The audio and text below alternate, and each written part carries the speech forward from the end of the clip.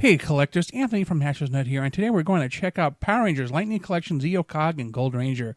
Zeo begins with the invasion of the Machine Empire, its army of Cogs, and the destruction of the Rangers Command Center. With the power of the Zeo Crystal, the Rangers were upgraded. As the Gold Ranger, before passing it on to the original Red Ranger Jason Lee Scott, Trey of Triforia gave the Rangers the Super Zeo Zords.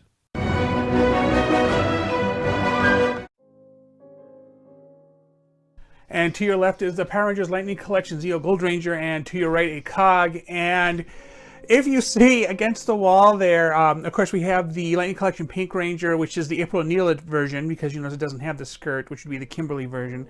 And then on the right side, of course, you see the Zed Putty.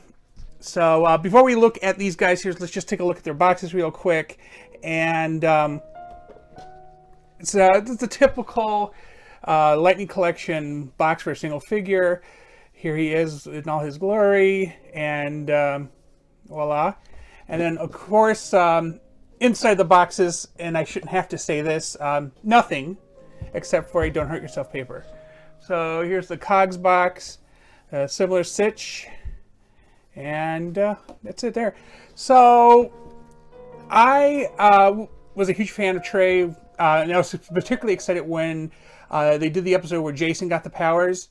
And looking at this, I realized the lightning is probably upside down. Let's see if I can fix that. This is the original Bandai figure. Like, my brother and I got huge into Zeo. And he was collecting all the Zords pretty much from the second set of Megazords onwards until, like, I want to say right before Lost Galaxy. Or might have even collected that too. But yeah, so this is the old, I want to say 5-inch figure.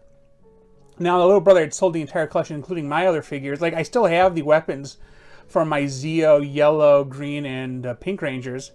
But, you know, they went in the sale. Somehow I got to keep him and my 2 Beetleborgs.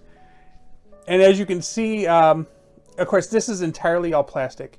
And then, of course, he has the twirly gimmick, which makes his arm pretty much garbage about keeping it still. And as you see, it's just ratcheting itself out of place. And if you look at the back, it just has a little lever, and it's how you do it. Anyway, it reminds me of those old WWF wrestlers that had those action features kind of like that. And of course, this guy in the Lightning Collection doesn't have such a feature. It would be probably weird if an adult toy had a feature like that. He does have this soft plastic top piece on. I don't know if I really tried real hard I can get it off. I'd probably have to pull the arms out of its ball joints, but you know. But here, let's take a closer look at him, and some real detail on the. If you look at the weapon, or the staff, I should say, just some real detail on there. The camera will focus. It's actually a little too shiny to focus. My bad. But yeah, you got the detail on the neckline. And it goes all the way around. And yeah, so it's pretty good on here.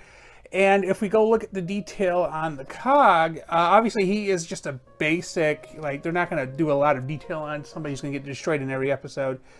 But yeah, he's okay. Nothing soft or extra about him. He's just a hard plastic figure, which is also probably why he comes with so much more extra stuff. And we're going to put back the classic figure and pull out the Pink Ranger here. And comparatively size speaking, this is accurate, I think. Even Kim was shorter than Trey/Jason. So the detail, the movement is all pretty much still there. You can see similar builds. Of course, she's more petite. And she has a holster. See, and I was like, what weapons goes with this guy? Apparently it's just his staff. Apparently there was a later version that came out, which came with a blaster. But I was like, oh, I guess mine doesn't have a blaster, because it also has a holster in that later version. Anyway, so let's take this out of his hand. And I'm going to show you what else came with him, including the, the lightning bit here. He had 2 closed fists. And then he had Trey's head. So, in case you were wondering, I almost never switch the hands beyond, because I want the hands to hold weapons. That's the whole goal of them, is to hold the weapons. And I don't typically put the heads on. I made the exception for like the Ninja Turtles once, but it is such a pain in the butt. The joints are so tight. Anyway, looking at movement, he got the butterfly on both sides here. You got this one joint here on the elbow. His hand is, of course, it has that little peg piece on it, so of course it spins, but it also bends. And you got, like, this thing is so loose, you can't tell if he has a twist in him. I mean, he does have a mid-chest twist. Again, don't know why. He does have a bend. So here we go. And then he can do some kind of leg thing. They're clearly on ball joints. And then mid-thigh twist. And he has the double segmented knee like the other figures do in the line. But I'm always worried about breaking something, so I don't try to force at least some of the segment. I mean, the top segment's good enough, but I mean, if I wanted to and wanted to get like a full bend, I would force the bottom one. The feet also have a movement, but I don't know what it is with the figures I've been buying recently, but they have been a pain in the butt just to get them to do this, forward or backwards. They have basically 3 settings. So here's the forward, and then I just try to move it back to get it into place. And he actually, compared to a number of other figures, stands rather well. He's just nicely balanced, so I can't hate that. We're going to stick him aside and take a look at the cog. The cog, because I guess he didn't have the plastic bit on him, and he just came with these 2 little staff bits, and I remember them from the cartoon. They're nothing fancy. They're not decorated in any way. They just have little cogs on the end, little gears. So I thought when I was getting this guy, because they show a 2-pack, and one of them has a face like this. My thought was, oh wow, the little face mask pops up. I don't know why it doesn't. It really should. It should be a feature.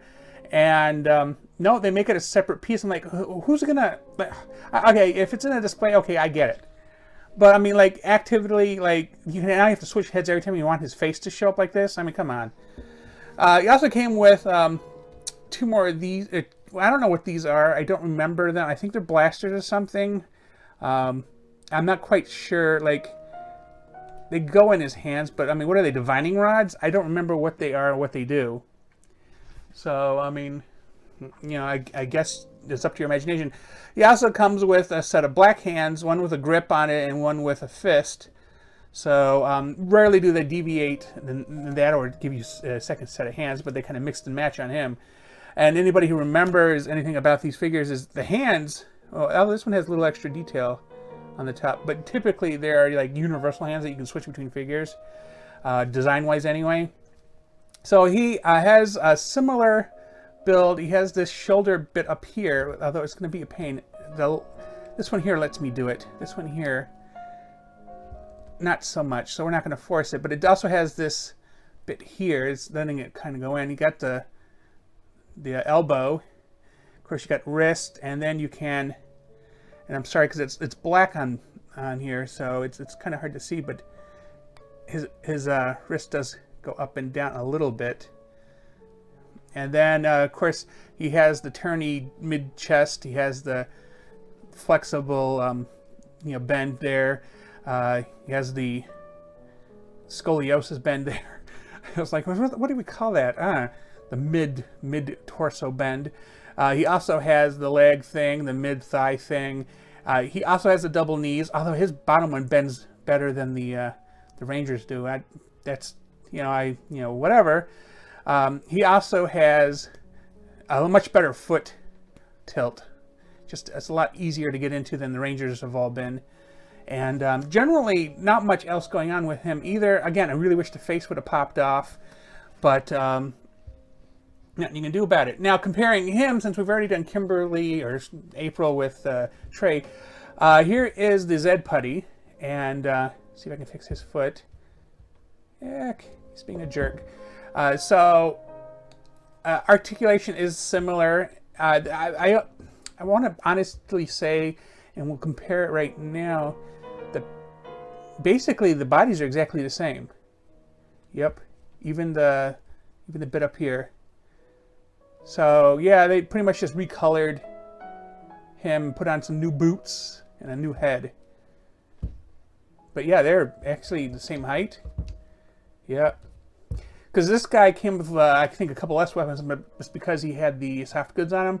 I can't remember if this was the one that came with the chest blast on it.